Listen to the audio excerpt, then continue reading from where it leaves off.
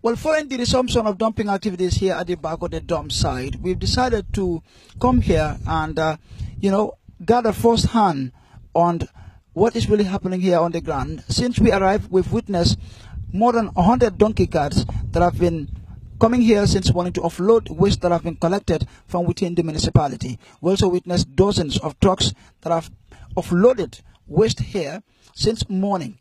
Now, this dump site months ago shut down by residents living within the area, citing sanitary and health reasons. And since then, they claim they've been enjoying what they call long-term without having seen. Now, following that development, recently, the government gave a directive for the resumption of dumping activities here. Residents within the area continue to rue as well as express their disappointment and discontent with what they call a serious health problem. Well, as you can see in the background, you have dozens of men and women, including children, who are very vulnerable and exposed to all sorts of health hazards here. Dumping activities taking place as well as a host of other activities. The scent coming from this place is unbearable, making life difficult for people living within this area.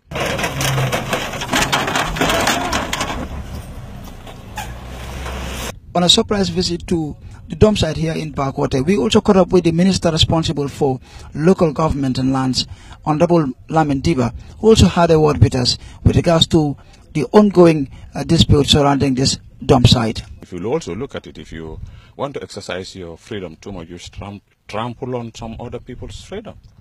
If they say no dumping here, they are the very people who generate waste.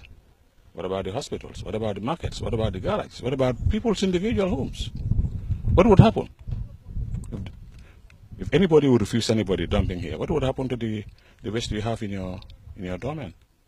I think that was wrong. I think we were based on misunderstanding. I wish we have short-term solution. It wouldn't have been there by today. But we'll do our best and we'll make sure that we resolve the problem. That's all I can tell you. But if you talk about timeline, no.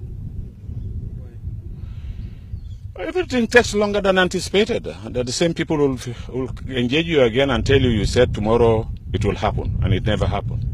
Earlier, we spoke to some residents living within this area, and they expressed their dismay as to what resulted to the resumption of this dump site. Now, many of them cited many reasons. I mean, we caught up with a woman who even claimed that she lost her husband and in-law thanks to this dump site. We spoke to her, and this is what she had to say. Wentel tora jambakele ay mbatandi jambakele ni ajente ke sioma wa jamfa nyin kwarelo ni aje mbitan ke sioma jamfa nyin kwarelo nke malumina sisio ketaja tilifula saba oluna keta fa anyati jam nanyi lemuno kotaja atela tiltana no lokun afama fanan fata lumina ni sisio ketaja lumina olumbe ka dumbungo lokono jam nkambuka finti hani kunu siol jang jaye fiol be fenele tu la bombe la banta sibun konon yalo fana manka kairoti ini la korda fana etara sirim iman sino banta yetara sirim bun kono ndingol kono be bayla le tane abe nyin sisio ite tabiro keno la sisio nyaala ite domoro keno la siol nyaala sun kardo so daja wata nyin kono be na karfula mfono ta laba fonka sisio da mane fono. She actually wasn't the only one who had reasons to justify their claims that government need to either shut down this dump site